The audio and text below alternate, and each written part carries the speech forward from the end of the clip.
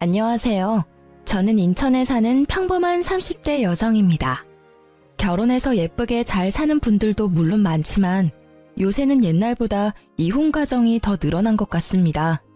사연 라디오를 듣다 보면 제 남편만큼이나 파렴치한 인간들이 많더라고요. 저도 오늘 속 시원하게 털어놓고 싶어 사연 보냅니다. 저는 친정아버지께서 의사셔서 어렸을 때부터 꽤 풍족한 집안에서 컸습니다. 주변 보면 가진 게 많지 않아도 화목한 집안들 많잖아요. 저희 집은 남들이 보기엔 부유했지만 화목한 집은 절대 아니었습니다. 아버지께서는 병원에 계시는 시간이 더 많았고 휴일에는 본인 시간을 보내시기 바쁘셨거든요. 친정 어머니께서도 바쁘시긴 마찬가지였습니다. 그래서인지 부모님과의 관계는 클수록 더 서먹해져만 가더군요. 그러다 보니 자연스레 독립도 남들보다 빨리 했고요. 부모님을 보면 저도 제 인생 스스로 살 길 얼른 찾아야 할 것만 같았거든요. 저는 젊었을 때 시작한 의류 사업이 잘 자리 잡아서 현재까지 사업을 운영하고 있습니다. 지금은 배를 고를 걱정 안 해도 되지만 초반에는 참 궁핍했고 많이 삐그덕거렸습니다. 그때 당시 저희 부모님께서 절 지원해 주시는 부분은 전혀 없었습니다. 부모님께서는 제가 사업하는 걸 탐탁치 않아 하셨거든요. 너 말이 사업이지 다른 사람들이 딸내미 뭐 하냐고 물을 때마다 내 속이 뒤집어진다. 옷 장사한다고 도저히 입이 떨어지지 않아. 내가 너보고 나처럼 의사가 되라는 무리한 부탁했냐? 적당히 있어 보이는 직업 가지고 있다가 적당한 집안 남자랑 결혼하면 되는데 넌 왜 사서 고생을 해? 가끔 연락하는 아버지께서 그렇게 폭언 아닌 폭언을 하시면 저는 자존감이 바닥쳐서 꽤 오랫동안 마음앓이했어요. 어머니께서도 다를 바 없으셨죠. 너는 기집애가 무슨 사업을 한다고 아버지 속을 뒤집니? 집에서 가만히 공주처럼 있으면 될 걸 말이다. 형제 자매도 없어서 고스란히 우리 재산 다 물려줄 텐데 어쩜 그렇게 쓸데없는 짓을 하고 돌아다녀? 가장 가까운 가족이 저를 비난하는 건 참 힘들고 모진 일이었습니다. 그걸 다 버티고 어엿하게 제 사업을 키우자 그제서야 어머니께서는 인정해 주시더군요. 하지만 아버지께서는 끝까지 저를 못마땅해 하셨어요. 아버지께선 몇 년 전 사고로 돌아가셨는데 장례식장에서 배웠던 아버지 지인분들을 통해 그래도 아버지께서 절 사랑하셨다는 것만은 알았습니다. 주변 분들에게 딸이 혼자 앞가림 잘한다며 제 사업도 자랑하셨다네요. 살아계실 때 한 번이라도 저한테 잘한다고 직접 말씀해 주셨다면 참 좋았을 텐데 조금 속상했습니다. 그런 가정 환경이다 보니 자연스럽게 저는 훗날 제 가정을 정말 잘 꾸리고 싶다는 욕심이 더 커져만 갔습니다. 그러다 저는 가난한 집 어느 아들과 사랑에 빠졌어요. 제가 조건을 따진 게 아니라 처음 만났을 때 남편이 자기를 칭한 말이에요. 아는 분 통해서 선을 보다가 남편을 만났거든요. 저는 가난한 집 아들입니다. 네? 초면에 좀 당황스러우셨죠? 죄송합니다. 제가 대기업에 다니고 있어서 제 허물만 보고 다가오는 여자들이 많아요. 하지만 제 알맹이를 보고 도망가기 일쑤죠. 제가 돈을 많이 번다고 해서 저희 집이 잘 사는 건 아니니까요. 그동안 상처받았던 일이 많으셨나 봐요. 세아 씨는 어떤 분이세요? 저요? 저야말로 아버지께서 의사셔서 제 허물만 보고 다가오는 사람들이 많았죠. 유복하게 자라셨겠네요. 저랑은 완전히 다른 가정 환경에서 자라셨을 것 같아요. 그렇게 커피를 마시면서 저희는 이야기를 몇 시간이나 나누었습니다. 시간이 얼마나 지난지도 체감이 안 될 정도로 배고픔도 잊은 채 서로의 이야기에 빠졌습니다. 저희는 점심쯤 만나서는 저녁이 되어서야 겨우 식사를 함께 했습니다. 저는 무조건 가족이 1순위라서 나중에 아이를 낳는다고 하면 제일 하고 싶은 건 다 같이 야구장 가기? 주말 소풍? 등산? 소박하지만 이런 것들이 제 로망이네요. 세아 씨는요? 저도요. 전 어렸을 때 그런 기억들이 별로 없거든요. 도시락 싸서 등산 가는 건 안 해보셨어요? 네, 다들 시간 맞추기도 어렵고 해서요. 한 지붕 아래에 사는 가족인데 시간 맞추기가 어렵다고요? 그럼 이번 주말에 저랑 등산 가실래요? 도시락은 제가 쌀게요. 안 그러셔도 돼요. 바쁘시잖아요. 현수 씨 힘들어요. 아님 주말에 식사나 한 끼 할까요?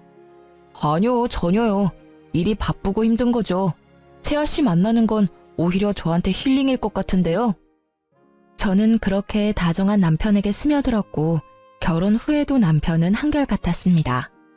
하지만 시모와 시동생과는 한 가족이 되려면 많은 노력이 필요했습니다. 결혼하고 보니 시댁 식구들과 가족같이 지내는 분들이 정말 존경스럽다고 생각했어요. 그래서 저도 최선을 다하려고 노력했습니다. 시어머니께서는 정말 기운이 팔팔하시고 어디 아픈 곳 하나 없으신 아주 건강한 분이셨어요. 어머님, 제가 어머님 곁에서 보니까 따로 운동도 안 하시는데 건강은 정말 타고나신 것 같아요. 남편이 어렸을 때부터 잔병치레 하나 없었다고 하더라고요. 보니까 어머님 닮아서 그 이가 튼튼한 거였네요. 내가 아들들한테 줄 건 없다지만 유전자 하나는 기가 막히게 물려줬지. 암 그렇고 말고. 건강이 제일 큰 자산이라는 말이 있잖아요.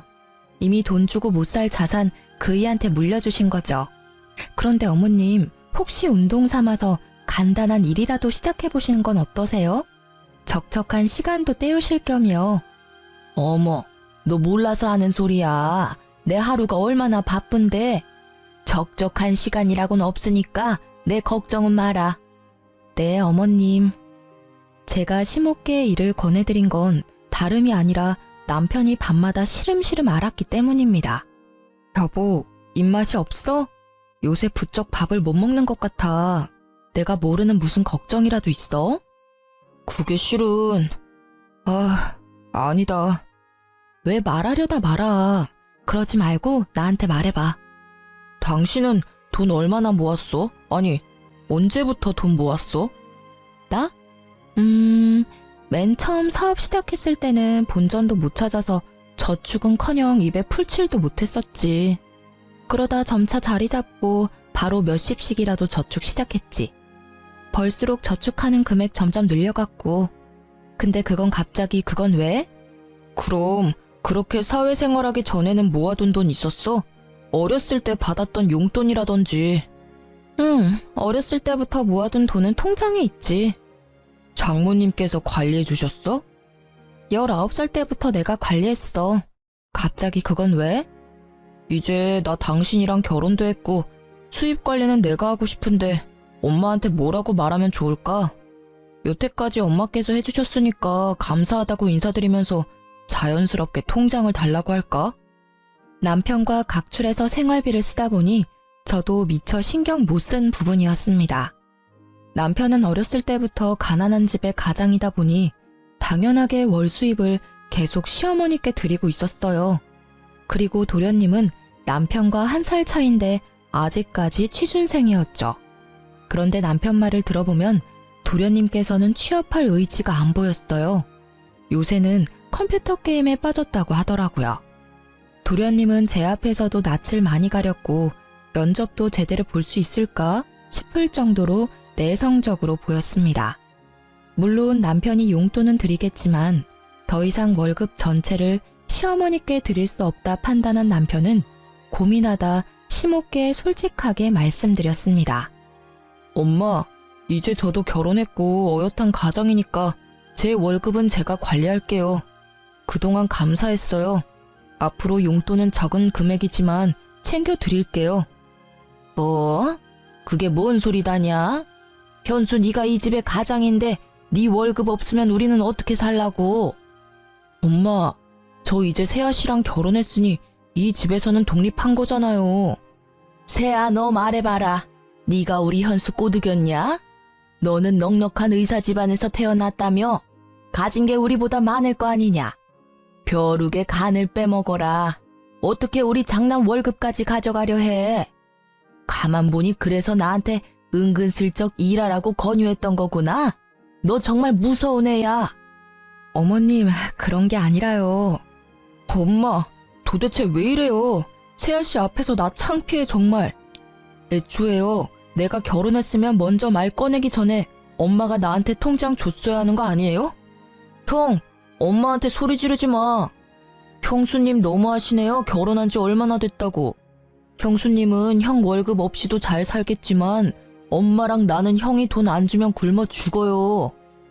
조용하던 도련님도 처음으로 발악하듯 제게 따지더군요. 시댁 식구들의 원망과 비난이 모두 저를 향하자 저는 어쩔 줄 몰랐어요. 손발이 덜덜 떨리는데 남편이 괜찮다며 제 손을 꽉 잡아주더라고요. 그러자 용기가 생겨서 남편의 편에 저도 설 수 있었어요. 어머님께서는 앞으로 일하실 생각은 전혀 없으세요? 고생스러운 일 밖에서 하라고 말씀드리는 거 절대 아니에요. 어머니 나이대 분들 밖에서 일하면서 즐겁게 지내시는 분들 많아요. 일이 돈을 버는 수단도 맞지만 삶의 활력을 불어주는 때도 있어요. 그리고 각자의 몫이라는 게 있잖아요. 제가 조심스럽게 말씀드리자면 남편만 이 가정을 위해서 일하고 어머님이랑 도련님은 뭐 하셨어요? 게다가 도련님은 몇 년째 취준생이라고 들었어요. 이젠 눈을 낮추고 다른 길 찾아야 하지 않을까요? 냉정하게 이제 밥벌이 해야 할 나이 아니에요. 언제까지 형 울타리 안에서 형이 버는 돈만 쓸 거예요. 뭐가 어째? 순진해 보였는데 할 말은 다 아는 애였구나 너. 일하면 내가 정부 보조금도 못 받는데 못하러 일을 해. 멀쩡한 정승 같은 아들 둘이 있는데 내가 꼭 일을 해야겠니? 아이씨, 형수님 말씀이 심하잖아요. 저는 뭐 대기업 가면 안 된단 말이에요? 나도 시간 좀만 더 있으면 형보다 더 좋은 곳에서 떵떵거리면서 일할 수 있다고요. 에이 어머님 노후 지금부터라도 준비하셔야죠. 그이가 용돈은 챙겨드릴 수는 있지만요. 이렇게 몸 멀쩡히 건강하시고 아직 은퇴 나이도 아니신데 그이 월급 다 가져가시는 건 아닌 것 같아요. 그이 경제관념이 걱정이시라면 제가 통장 관리할 테니 이제 걱정 마시고 결혼했으니 저한테 넘겨주세요. 그럼 제가 도련님 취업 자리도 같이 알아볼게요. 그리고 도련님, 거울 좀 보세요. 이발은 언제 하셨어요? 면접 볼 의지는 있으세요? 매일 컴퓨터 게임하느라 방에 틀어박혀 있으니 머리카락이 저랑 비슷할 정도로 잘하셨어요. 단발머리로 면접 보겠다고요? 제가 오목조목 할 말 다 하자 시모와 시동생은 당황하더군요. 할 말을 제가 다 해주자 남편은 행복한 얼굴이었어요. 그동안 자리 잡았던 근심 걱정과 그늘이 얼굴에서 다 사라지더라고요. 그런데 그때 어머님이 하시는 말씀에 남편은 주저앉고 말았습니다. 에휴, 월급 뭐 얼마나 된다고 모아놓은 것도 없는데 뭘 통장을 달래? 저는 당연히 모아둔 돈이 없을 거라 조금이나마 예상했고 남편은 단 얼마라도 시모께서 모아주실 줄 알았나 봐요. 어머니, 저 얼마나 힘들게 일해왔어요. 저 안 해본 아르바이트가 없고요. 겨우 혼자 힘으로 대기업까지 들어갔어요. 엄마가 사람이라면 자식 새끼 정말 위하신다면 그러면 안 되는 거잖아요. 단 얼마라도 저 위에서 남겨주실 생각 없으셨어요? 저는 저 혼자 희생하는 게 당연한 건 줄 알았거든요. 그런데 다른 집들은 안 그래요. 가족이라면 다 같이 으쌰으쌰 해야 하는 거잖아. 왜 그동안 나만 이렇게 힘들게 살아온 건지 정말 억울하다고요. 현우, 너도 이 새끼야. 당장 편의점 알바라도 해봐. 네가 사람이냐? 형, 아들, 너 고생하는 건 알지, 아는데 아휴, 갑자기 이게 다 무슨 일이람? 더 말할 것도 없어. 연예인들이 왜 부모 자식 간에 연 끊는 줄 알겠어요. 엄마 다신 나 볼 생각하지 말아요. 현우, 너도 엄마 잘 모셔라. 나 이제 이 집에 안 올 거야. 우리 찾지도 말고 원망도 하지 마. 여보, 가자. 여보. 주저앉아 괴로워하며 울던 남편은 2년 끈차고 소리치면서 제 손을 붙잡고 시댁을 뛰쳐나갔습니다. 그렇게 시모와 시동생에게 속마음을 내뱉은 남편은 그러고서도 엄청 괴로워하더군요. 난 정말 어떻게 해야 할지 모르겠어. 정말 모르겠다고. 엄마랑 동생이랑 이렇게 틀어지고 싶지는 않았어. 근데 내가 또 다가가면 예전으로 돌아가는 거잖아. 내 인생을 포기해야 내 가족들 곁에 있을 수 있다는 게 너무 힘들어. 정말 모르겠다고 오열하는 남편을 위로해주면서 저는 남편 혼자만의 문제가 아니라고 생각했습니다. 이제 저도 가족이 됐으니까요. 여보, 평생 어머님이랑 도련님 안 볼 자신 있어? 없지? 안 되겠다. 내가 이 문제는 내가 해결해 볼게. 어떻게 될지는 모르겠지만 말이야. 어떻게 하려고 여보? 나아질지 안 나아질지 아직 안 해봤으니까 노력이라도 해봐야지. 당신 이렇게 울고 후회하는 모습 보니까 내가 마음 아파서 안 되겠어. 그리고 그나마 다행이었던 건요. 남편이 혹시 몰라 심호께의 연봉을 속이고 월급 전체를 심호께 드린 건 아니었더군요. 조금씩 몰래 모아둔 재산이 있었습니다. 그것마저 없었으면 그때 남편은 완전히 무너졌을 것 같아요. 시어머님은 매일같이 제게 잘못했다며 남편 좀 어떻게 해보라고 연락이 왔습니다. 얘야, 내가 그날 소리 지르고 막말해서 정말 미안하다. 근데 나로서는 참 당황스러운 일이었어. 믿었던 장남이 갑자기 돌변하니까. 어머님, 그이가 어머님만 믿고 그동안 평생 월급 맡겼는데 단 한 푼도 안 남았다 하니 얼마나 상실감이 크겠어요. 하지만 어머님도 어디 다른 곳에 쓴 게 아니라 다 살림하는 데 쓰셨겠죠. 하지만 이제는 너무 장남한테만 의지하시면 안 돼요. 저희도 이제 자식 낳고 가정 꾸리고 살아야 하니까. 어머님께서도 하실 수 있는 일 찾아서 하셔야 해요. 지금도 일하실 생각은 조금도 없으세요?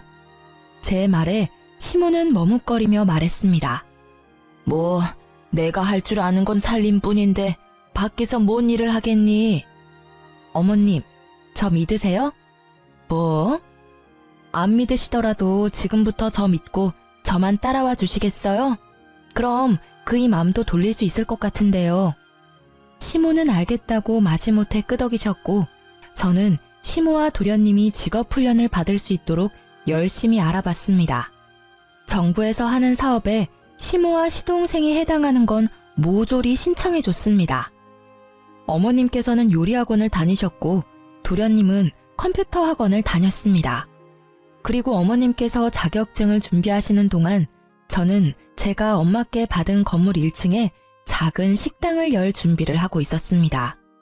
남들은 호구 같다고 가난한 집안에 다 퍼주고 있다고 욕할지 몰라도 제가 월세 조금 적게 받고 돈 욕심 부리지 않으면 모두가 화목해지는 일이었으니까 조금의 희생은 하고 싶었어요. 가족이니까요. 대신 제 건물인 건 남편에게도 말 안 했습니다. 어머님, 그동안 고생 많으셨어요. 저는 어머님께서 잘 해내실 줄 알았어요. 고맙다. 네 덕에 내가 사람 구실은 하게 됐구나. 그런데 말이다. 자격증은 땄어도 식당에서 일하는 건 좀 무서워. 누구 밑에서 이 나이에 갑자기 일한다는 게 용기가 참 나지 않아. 어머님, 걱정하지 마세요. 오늘 저랑 갈 곳 있다고 말씀드렸죠? 짜잔! 여기는 뭐 파는 곳이냐? 아직 문 안 연 것 같은데? 어머님이 하시고 싶은 걸로 하세요. 여기 어머님 가게예요. 제가 이 가게 사드릴 수는 없어도 월세로 얻어드릴 수는 있거든요. 좋은 주인 덕분에 보증금 많이 올리고 월세는 10만 원대예요. 어머님 10만 원은 감당하실 수 있으시죠? 앞으로 여기서 새 출발하시는 거예요. 제가 옆에서 많이 응원할게요. 아이고, 이게 다 무슨 일이야? 꿈이야 생시야? 정말 여기가 내 가게야? 조그맣지만 있을 건 다 있네. 정말 고맙다 새애기야. 복덩이가 우리 집안에 굴러왔어. 어떻게 이런 생각을 했니? 저를 부둥켜 안고 눈물을 훔치는 시모를 보고 저는 그제서야 안심이 됐어요. 어머님, 그리고 남편이 앞으로 용돈은 못 드려요. 그것 대신 제가 어머님 새 출발 도와드리는 거예요. 아셨죠?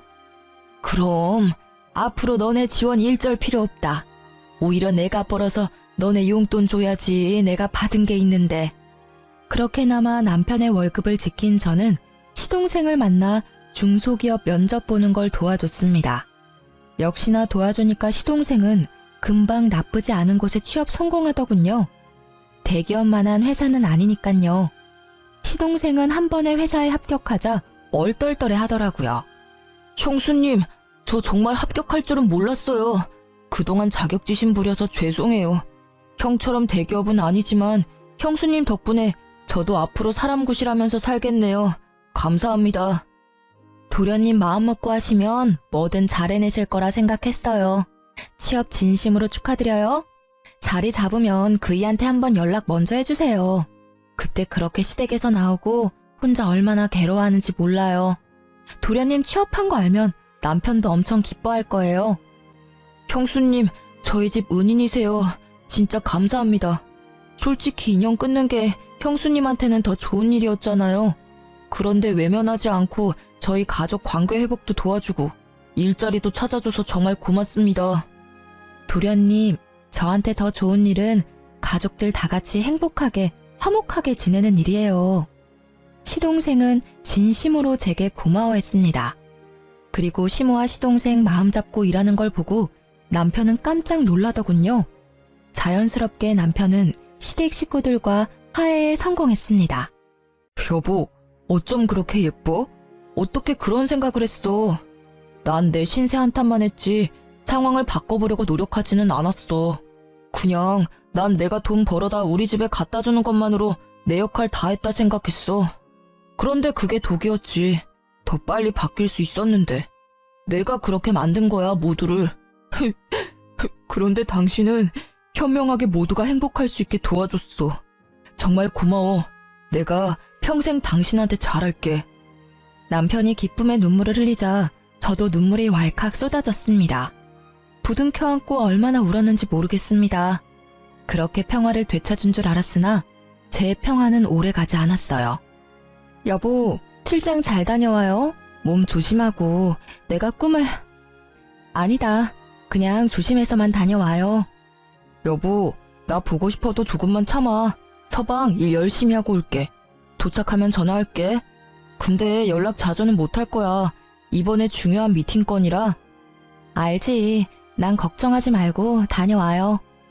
전날 안 좋은 꿈을 꿔서 저는 남편에게 말하려다 혹시 미팅에 지장이 있을까봐 입을 다물었습니다. 그저 몸 조심해서 다녀오라는 말만 반복했죠. 그런데 남편을 마중하고 저도 출근해서 제 직원들이랑 회의를 바쁘게 할 때였어요. 핸드폰에 남편의 부재중이 여러 번 찍히더라고요. 아직 도착할 시간도 아닐 뿐더러 남편은 제가 회의를 하고 있다는 것도 알 텐데 지금 전화를 할 리 없다고 생각했죠. 예감이 안 좋아 저는 잠시 회의를 중단하고 울리는 남편의 전화를 곧바로 받았습니다. 여보세요? 몇 초 정적 뒤에 익숙한 남편의 음성 대신 낯선 음성이 제게 말을 걸어왔어요. 이현수 씨 가족분이시죠? 네, 그런데 제 남편 전화인데 전화 받으시는 분은 누구시죠? 구급대원입니다. 위치는 강원도 양양이고 차 전복 사고가 났어요. 이현수 씨 휴대폰 비상 연락처로 전화드렸어요. 환자분 지금 출혈도 심하고 도착하면 긴급 수술 들어갈 것 같습니다. 땡땡 병원으로 옮기는 중이니까 지금 바로 오실 수 있으세요? 다급한 목소리의 구급대원의 말을 듣고 머릿속으로는 보이스피싱인가 싶었어요. 하지만 돈을 요구하는 게 아니라 병원으로 곧바로 오라는 말에 바로 정신이 들더군요. 주저앉아 슬퍼할 시간도 없었어요. 바들거리는 몸을 겨우 일으켜 직원 한 명에게 부탁해서 병원으로 갔습니다. 제가 운전을 하면 큰일 날 것 같고 택시를 타야겠다는 생각도 안 들었거든요. 어떡해. 대표님, 괜찮을 거예요. 진정하세요. 다행히 남편보다 더 일찍 도착해서 저는 구급차를 기다리고 있었어요. 응급실에 곧바로 교통사고 환자라고 시끄럽게 들어오는데 제 남편인 걸 직감했죠. 그런데 남편 옆에 나란히 실려온 젊은 여자가 있었어요. 보호자님, 이현수 환자 바로 수술 들어갈게요. 저 옆에 여자분은 왜 같이 실려왔나요? 동승자라고 하던데요. 바쁜 간호사에게 더 묻지는 못하고 저는 곧바로 남편의 소지품을 건네받자마자 핸드폰을 확인했습니다. 남편의 상사가 여러 통 전화가 와 있더군요. 뒤늦게 제가 남편 상사와 통화를 하게 되면서 남편과 같이 실려온 여자가 남편 회사 인턴 직원이라는 걸 알게 됐습니다. 남편이 분명 이번 출장은 혼자 간다고 말했었지만 일정이 바뀌어서 같이 가게 됐나 보다 생각했습니다. 시모와 시동생에게도 연락을 하고 나서야 저는 다리에 힘이 완전히 풀려서 수술실 앞에 주저앉았습니다. 그렇게 혼자 소리 없는 눈물을 흘리는데 통화한 지 얼마 안 된 시모께서 한달음에 응급실에 달려오셨습니다. 아이고, 많이 놀랐지, 아가? 어머님. 내가 여기저기 물어보니까 다행히 머리는 안 다쳤다고 한다. 얼마나 다행이니? 너는 괜찮냐? 어머님이 오히려 제 앞에서 무너지실 줄 알았는데 되려 저를 위로해 주시더군요. 남편은 회복실에서 몇 시간 있다가 일반 병실에 옮겨졌어요. 여보, 괜찮아? 여보. 으이그 이놈아. 네 마누라랑 네 엄마랑 놀라서 심장이 다 쪼그라들었다. 다리 골절 수술을 한 남편은 다행히 마취가 풀리니 다리 외에는 전부 괜찮아 보였어요. 세아야, 너무 걱정하지 마라. 우리 집 장남은 내가 간병할 테니 너는 아무런 걱정하지 마. 제가 회사의 중요한 프로젝트 때문에 어쩔 수 없이 간병인을 쓴다고 하니 시모께서는 간병인을 자처했어요. 어머님 힘드시니까 제가 간병인 알아볼게요. 아니다, 그럴 필요 없다. 내가 있는데 못하러 아깝게 돈을 쓰냐. 현수도 내가 더 편할 거야 아마. 어머님 감사해요. 아유, 가족끼리 뭘 감사냐. 그럼 저 옆 병실에 잠시 인사하고 올게요. 응? 남편이랑 같이 가다가 사고 난 거니까 따로 인사는 해야 할 것 같아서요. 경황이 없어서 못 살펴봤어요.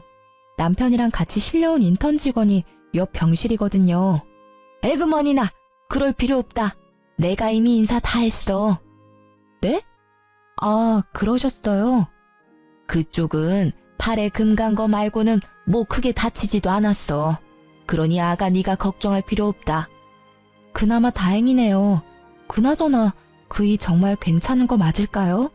의사 선생님 말로는 머리는 안 다쳤다고 하셨었는데 저렇게 말도 없고 내내 눈만 감고 있으니까 저 슬슬 걱정돼요. 괜찮다. 괜한 걱정하지 마. 회복 중이니까 다 괜찮아질 거야. 그렇게 남편이 사고 후유증으로 말을 안 하는 줄 알았던 저는 뒤늦게 남편의 행동의 의미를 알게 됐어요. 저를 가족같이 생각해준 도련님 덕분에 모든 진실을 알게 됐습니다. 도련님, 갑자기 여기까지 무슨 일이세요? 형수님, 저 은혜 갚는 거예요. 은혜요? 갑자기 무슨 말씀이세요? 너무 놀라지 마세요. 형 여자 있어요. 그 같이 사고 났다던 여자 인턴 직원이요. 네? 저는 머리를 세게 한 대 맞은 것처럼 멍해지더군요. 그런 제게 도련님은 남편의 차 블랙박스 영상을 보여줬어요. 보험회사에 제출할 영상 보고 있는데 둘이 심상치 않은 사이였어요. 제가 좀 더 알아보니까 출장은 무슨 강원도 양양에 둘이서 놀러 가다가 사고 난 거예요. 침묵할까 했는데 이건 정말 아니잖아요. 형수님이 우리 형한테 어떻게 해줬는데 우리 집안에 어떤 사람인데. 저 그런 더러운 꼴은 못 보겠어서 많이 고민하다가 형수님한테 알려드리는 거예요. 죄송해요. 도련님이 뭘 죄송해요. 오히려 제가 엄청 감사해요. 숨길 수도 있었을 텐데 이렇게 알려주셔서 정말 감사해요. 어머님도 아시는 거예요? 그게... 아셨군요. 아셨으니까 간병도 어머니께서 하신다고 자처하셨을 거예요. 이제 보니까 앞뒤가 딱딱 맞네요. 도련님, 마지막으로 제가 부탁 하나만 해도 될까요? 네, 편하게 말씀하세요, 형수님. 저한테 말씀하셨다는 거 당분간 비밀로 해주시겠어요? 네, 그럼요. 비밀로 할게요. 형수님이 저 사람 구실하게 만들어줬잖아요. 이거면 형수님한테 은혜는 갚은 거죠? 네, 충분해요. 나머지는 제가 알아서 할게요. 저는 남편과 상간녀가 정신 차리자마자 법정에 설 수 있도록 이혼 소송과 상간녀 소송을 준비했습니다. 바람난 거 들통난 것도 모르는 남편은 태어나자 제게 엄청 싸늘하게 굴더군요. 당신은 일이 남편보다 중요하지? 어떻게 나 태어났는데 병원에 안 와? 간병도 모조리 우리 엄마한테 맡기고 간병비는 챙겨드렸어? 아니 남편 병원살이 하는데 잘 먹는지 잘 회복하는지 어쩜 하나도 신경을 안 써? 아이고 이번에는 우리 현수가 서운할 만했다. 아무리 내가 신경 쓰지 말라고 했어도 재아 너 어쩜 그렇게 무신경하니? 이번에 내가 너 다시 봤다. 내가 하는 일은 적어도 당신처럼 날 배신하지는 않거든. 노력한 만큼 일은 내 가치를 알아줘. 어머님 다 알고 계셨으면서 왜 말씀 안 해주셨어요? 다 아시면서도 저한테 무신경하다는 말씀이 나오세요. 이 여자가 지금 뭐라는 거야? 이제 위아래도 없지? 눈치채고 아무런 말 못하는 시모랑 달리 남편은 계속해서 제게 떵떵거리며 큰 소리쳤어요. 그럼 내가 상간녀랑 데이트하다가 사고 난 남편까지 간병해야 하니? 여보, 어떻게 알았어 그걸? 제가 참지 못하고 그 찌질한 얼굴에 뺨을 올려붙이자 시모는 세상 무너진 듯 소리를 질렀어요. 아이고, 내 장남 얼굴에 감히 무슨 짓이냐? 아, 그 기집애가 꼬신 거야. 난 정말 안 넘어가려고 애를 썼다고. 그렇다고 남편 뺨을 때리냐? 아이, 존심상하게. 누가 내 남편이야? 시모께서는 제가 남편 뺨 때렸다고 곧바로 남편 편을 들었어요. 남자가 그럴 수도 있지. 어디 귀한 서방 뺨을 그렇게 사정없이 내려치냐? 네가 그냥 눈 딱 감고 한번 봐줘라. 네가 안 봐주면 어떻게 되겠니? 네 남편 젊은 그 애기랑 재혼하는 거지 뭐. 어머님, 그게 저한테 하실 말씀이세요 지금? 저만 가족처럼 생각했죠? 결국 저는 남이었는데 제가 너무 이 집에 헌신했네요. 그러자 가만 지켜보던 시동생이 나서서 제 편을 들어주더군요. 엄마, 진짜 그게 뭔 개떡같은 소리야. 형수님이 우리한테 그렇게 잘해주셨는데 어떻게 지금 형 편을 들어? 형, 너 간도 크다. 사고 친 게 차라리 돈 문제면 몰라. 여자 문제? 으이구, 난 인간이라도 됐지. 형은 분리수거도 못해. 자기 복 자기가 발로 찬 거야.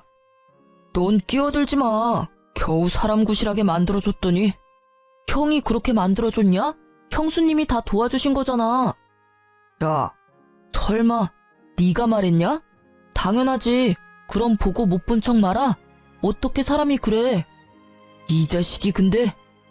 두 형제가 멱살을 잡고 서로에게 달려들자 시모는 제 탓을 하기 시작했어요. 아이고, 왜 너네가 싸우고 난리야? 이렇게 형제가 이간질하니까 세아야, 네 속이 편하니? 독하다 독해. 나 같으면 모르는 척한다. 겨우 이룬 이 가정 어떻게든 지켜도 모자를 망정. 너 그것밖에 안 되는 애였니? 어디 어린 시동생 꼬드겨서 이 사단을 만들어? 이 지독한 것. 이 사단을 만든 건 어머님 장남이죠. 어머님 원하시는 대로 저 인간한테 그 상간녀랑 재혼하라 하세요. 새로 들이는 젊은 며느리한테나 바라세요. 전 여기까지니까요. 야, 너 위자료 잘 준비해. 이혼 소송 접수했으니까. 그리고 그 인턴한테도 얌전히 상간녀 소송 기다리라 전해. 그리고 어머님께서는 내일부터 가게 안 나오셔도 돼요. 뭐? 가게? 네가 뭔데 나오라 말아야 내 가게인데. 아, 제가 그걸 말씀 안 드렸어요? 보증금을 아무리 많이 줬다 해도 월 10만 원 월세 너무 싸다고 생각 안 하셨어요?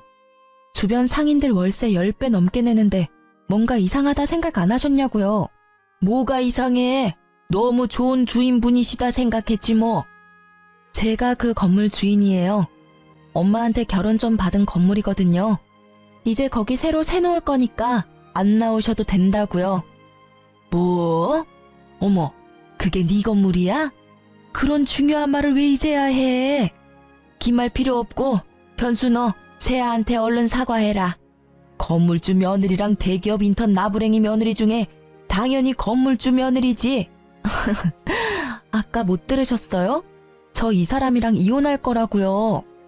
아이고, 나 그 가게 정들어서 못 떠난다. 착한 네가 좀 모르는 척하고 넘어가주면 안 돼? 내가 또 어디 가서 일자리 구하겠어.